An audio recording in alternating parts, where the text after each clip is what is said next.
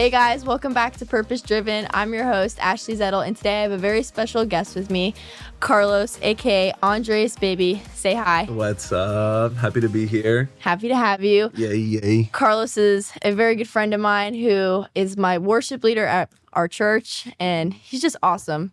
Carlos, tell me how you met the Lord.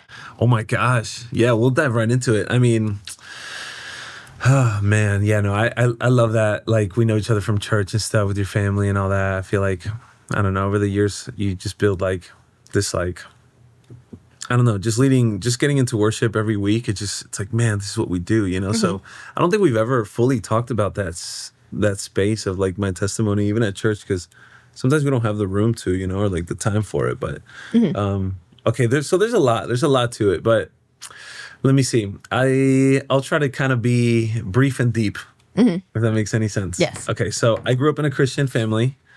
Awesome. Christian parents, my sisters, everybody's like super, I don't know, they're super sweet. Everybody loves Jesus.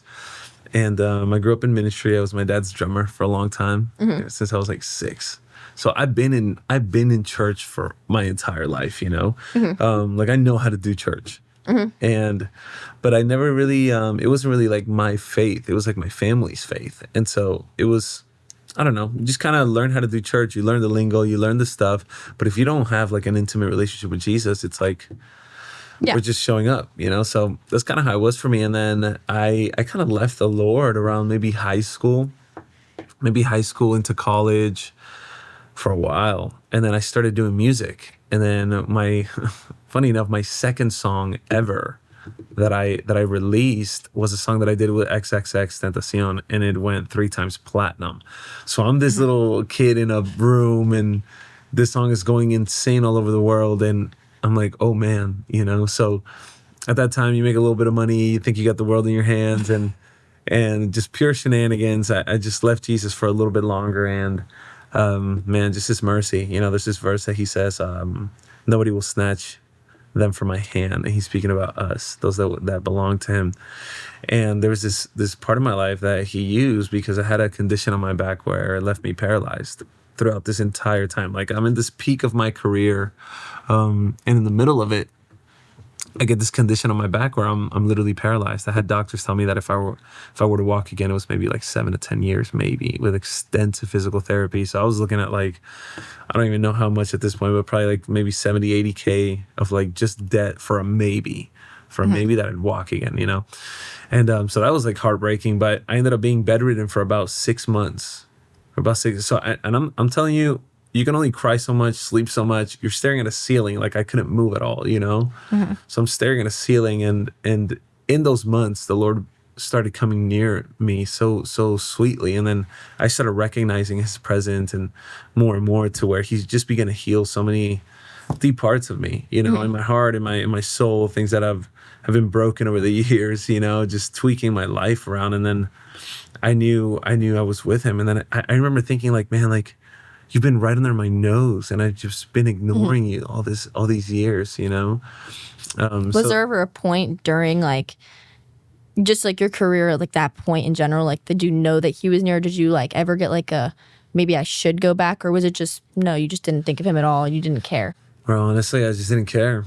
I never thought of it. Like, I knew I was Christian. If you were to ask me like, oh, what's God? I'll point you to Jesus, and I'll probably say something, but it wasn't rooted in me. Like, there was nothing here. Like, I really wouldn't really have convictions of much. Like, I was just living in the world, you know? And after that, everything changed. You know, I remember being in bed. It was like the last month, of course. And then I said, I remember giving him my life. Like, okay, Jesus, like, I have nothing else anyway. Like, I'll give you my life. He said, sadly, you know? And literally that night, I have a dream, and this dream is kind of wild, but I have a dream where he's healing me in this dream. And I don't want to give you the whole dream because we'll be here for hours. But in this dream, I know that he was healing me. And when I wake up, I could walk just like that. Wow. And so my PT doctors, they went kind of wild. Like, nobody could really understand what just happened, you know, except for me and my family, because we've experienced healing in this way before. Like, my mom, her life is a miracle in itself, multiple times. So like we've seen the hand of the Lord move as like our healer, you know? So this wasn't like a surprise to us, but it was still a surprise. Like, like, you know, I'm on my feet. We're going to go to commercial break real quick. Go get your OVM Smart Store merch. Thank you, OVM Smart Store, for sponsoring this video. Hey everyone, Benjamin here from OVM. In this time of year, we always like to show how much we love each other, and what better way to spread love than with products that share the words of the one who loved us first, our Lord and Savior, Jesus Christ. Shop products like these and many more at ovmsmartstore.com. God bless.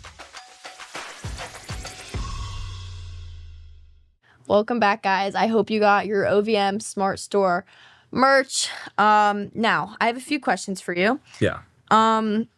Were you ever, obviously you were scared. Yeah. Like being in the bed, like, oh my gosh, what am I gonna do? But when you felt convicted that day and you had gone out of your bed, did you you said you knew like right away you needed to just give him your life, like just like completely and change it. Were you nervous at all? Or were you just like, man, I'm all in this. Like you healed me. I owe it back to you. Well, keep in mind, a lot of stuff happened for me. I think in month 2, I began to open my heart to the Lord, and he would take me from like so many moments in my life that like hurt, you know, that made me kind of push him away. And he like began to heal me from like deep and from when I was like a kid, you know? Mm-hmm. So like I began to kind of understand and understand his presence to where I realized like, oh, it's you. Like you're the one who's here. Like, okay. And then month 3 comes by, month 4, month 5. By month 5, I'm already like excited for my parents to go to work, my sisters to leave, where I can just be with God. And so there's this excitement that I started kind of developing just by being with him, learning his presence and you know, just discovering him to where more of a fear, it was more like wow, like I discovered gold, you know, like it's like I'm not letting you go, you know, like let's do life, baby. I'm on my feet now. Let's do life with my legs now too. Like whatever. And with your voice. Yes. Yeah. Yes. How is like when you started singing like the Christian music, like was it just coming straight from your heart? How are you coming up with all that? Let me think. Oh, that's a good question. Do you remember your first Christian song? Yeah. It's called OMG. You know it, right? Yeah. I think so. No fear. Yeah, OMG. I went to, so funny enough, I have a friend in Orlando who is one of my best friends, like best friends. His name is Julian. And we used to be crazy together, you know, and you know, it's funny because now we talk about it, but we were neighbors. We were best friends like in high school, like freshman year and whatever. So we're so bad that my mom and his mom got together to say they can't hang out anymore. Like literally like that. His mom thought I was a bad influence. My mom thought he was a bad influence, and we stopped hanging out, you know? Eventually years go by and I meet the Lord. Apparently he meets the Lord the same year. And I didn't know that because he lived in Orlando. And I ended up wanting to go to a conference by his city that I didn't know of. And I posted on my story, like the flyer or whatever. And he DMs me or something like, yo, that's my church. I was like, bro, church? What are you talking about? And then it turns out that he had a radical experience with the Lord too that year. And we just linked back up. And we have this beautiful friendship in Jesus now. But to back to your question, I go to his house to stay for that week, and we just begin to write. And he's the one of OMG, I wrote it with him. Another song called Freedom, I wrote with him on it in his kitchen on a piano. So a lot of stuff is just kind of like, I don't know, kind of organic, you know. Just like feel convicted too. Yeah, sometimes like I just feel like a song bubbling up. I'm like, I need a studio or I need a guitar. Give me something, you know. Yeah. Yeah. Well, I have a few more questions about like music industry. Yeah, hit me. Stuff like that. I know you were signed originally by Warner. Yes. Do you want to tell me a little bit about that and like? Sure. Yeah, I was doing music in the secular space before. So, you know, I had songs with Jay Wheeler, John Z, you know, I met with Ozuna and one time we were planning to do something in the future. Like stuff was going well for me in the secular space, and then, you know, radical encounter with the Lord, everything changed for me. However, I had already kind of gone into business, I guess, with Warner. And funny enough, I changed it up for them, you know, and so to their surprise too, because they signed an urban artist who is like regular in the world, you know. However, I come back with like Christian music and they're like, wait, we didn't sign this, you know, like this is not who we wanted. But they were kind enough, shout out to them, because they were kind enough to not pull their budget. They were kind enough to keep me on the roster, help me in whatever ways they could, but they were just upfront, like, yo, we can't help you. We don't know how to market you. Yeah. We can't, and I was like, don't worry, I got it. I'm in this, like, whatever, but they were super sweet. And so that's kind of how that relationship developed, and then into future like endeavors and whatever, so. Yeah. So when you were writing music, before you were writing Christian music, because do you think that music, like with Profanity, has an underlining message? Do you think like there's an intention behind music like that to pull us away from the Lord?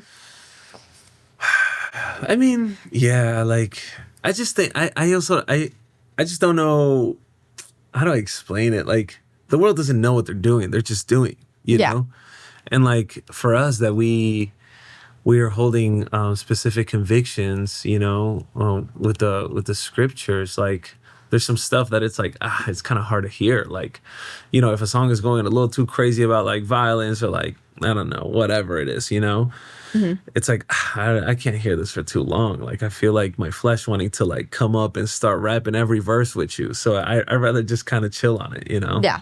So yeah. No, yeah. Beautiful. Well, we're going to go to one more commercial break. We'll be right back. Go get your OVM Smart Store merch. Thank you, OVM Smart Store, for sponsoring this video.